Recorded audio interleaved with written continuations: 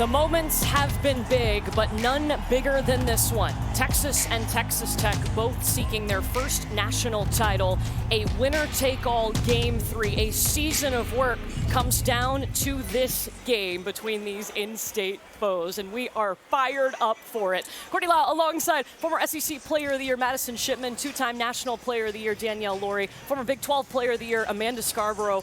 This sport is exploding right now. I absolutely love it. What do you think is the best thing about softball right now? I love the fact that it feels like it's just beginning. Usually when we get to this point in the season, especially once we get to the finals, it can be a little bit bittersweet because you feel like the college season is coming to an end, but I feel like there's been so much excitement, so much growth, so much exposure with the sport in general that it just feels like the beginning, and it's going to continue to take off. And I mean, we're talking about $1 million arms. I think that is so cool being a female in this sport. We've all played here, we know that, but just seeing how it's evolved, there's so much buzz. I mean, we've had celebrities in the crowd, we've manifested it, and it's worked. I don't know if McConaughey's coming tonight, maybe he is. Danielle's manifesting it all week.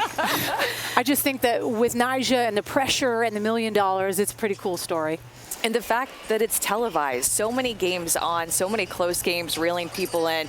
I once was told there are people who love softball and those who just don't know that they love it yet. And it is a great quote because once you watch it, you fall in love with it. So the fact that it's been televised more people can see it and fall in love with it. It's a sport that we've all loved, and we're getting more fans by the day. Yeah, and it's been so fun at ESPN on this side of it. We've had our highest viewed Game 1 and highest viewed Game 2 in the championship series ever. So we love softball, and we're glad that you do too. You guys mentioned it, NiJaree Canady, the $1 million arm. Well, Ramona Shelburne reporting today that NiJaree has signed another over $1 million deal to stay at Texas Tech. So we'll see her for the Red Raiders next year. I think this is incredible. I mean, I probably assumed this was going to happen when you look at the run and where they're at and all the things. I do think this puts a little bit more pressure on her in a Game 3 like tonight, signing this type of a deal. Some may like that or hate that, but that comes with the territory of being that type of athlete. If you're signing $1 million, there's a big expectation going into Game 3, but that's also the beauty of sport and being a pitcher is at times you get to control those little things, and I'm excited to see how she works through it. I think she deserves it. I mean, you clearly know that she is the best pitcher in her game right now. She got them not only to the World Series, to one win away from winning a national championship, and she deserves a raise. I mean, if she was getting just over $1 million before she even made it to the title game, then she should deserve a raise and a second year to back it up. It's pretty amazing, too, just to continue to see the bar raising higher and higher for somebody like NiJaree Canady and what that does for the rest of the sport, too, because I guarantee you there's somebody else across the country that's saying, I want to be the next one that's going to sign that $1 million deal, and you're going to see it just continue to climb further and further up. Okay, we got to see her Game 1, obviously tried the intentional walk, didn't make it happen. What was different about her last night? I think that she went to some of her other pitches a little bit more than what we saw the first night, and I think that's what you have to do against a very experienced Texas offense top to bottom. They've seen her already several times. You have to be able to go to some more tools in your toolbox when you know that these batters are taking in information every single pitch, but it's also a completely different ball game to be able to execute those pitches that maybe you don't go to on a regular basis. And I think you have to go all hands on deck, every pitch in your arsenal tonight, right? Like this is the national championship Game 3. Like, got to throw the rise, got to throw the screw. The change has to be a factor. So it'll be interesting to see how she kind of approaches with everything. I think the changeup's going to be an interesting thing that I may be taking more note of. I don't think she threw as many as we've seen over the course of the World Series, so I'm expecting that to jump up a little bit. All right, so interesting. She's thrown all 495 pitches at the Women's College World Series. We expect to see her throw her third game in as many days. Is that a big deal?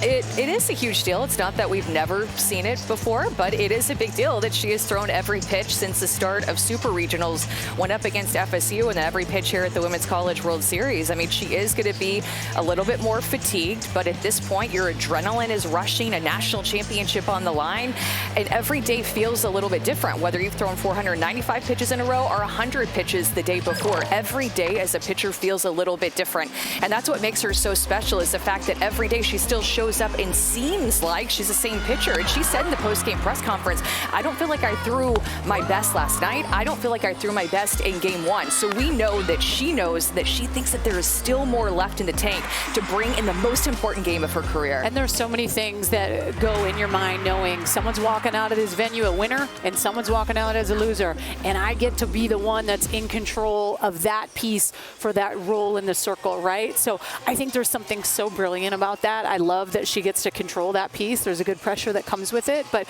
putting your head on the pillow last night, knowing you get to wake up and go and be like, all right, I got one more game and I get to be in the driver's seat as far as the pitcher. But Texas Tech offensively scoring some runs. They're definitely continuing to, get better. Well, and I feel like, too, after that game one loss, it was after that game in the press conference that she said, I've got all summer to rest. So you know that she's going to be going out there and throwing as hard and as often as she possibly can. And one of the things that I was watching for in yesterday's ball game was the velocity, and the velocity really stayed up all game long. I actually felt that on some of those curveballs that she was throwing when it was coming in 68, 69 miles per hour, it almost gave it a little bit sharper break away from those right-handed batters, but she was still so efficient with the way that she was able to attack batters right from the start of game two till the end.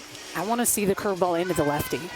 Like that to me is the biggest thing that we have not seen, which she may not do, but as she continues to evolve and move on, you throw 73 curveball in on the hands of a lefty, like that's only going to open the outside. It's going to make your rise ball. But to me, she just doesn't have much. That's why you see the lefties toe the line, because they know she's arm side heavy. She's going rise, she's going screw, she has the change, but she's not really coming at me. I guess at times she'll go rise ball in under their hands, but when you have something curving with a little downward motion, you guys know that's so tough to hit as a left-handed hitter. I agree, and I can't wait to get more into that in the alternate broadcast night during the game. But in game one, what she did so well to the right-handed hitters, you guys, was go hard in, about a ball off the plate with her rise ball up and in on their hands. And I thought that was the difference with her in game two.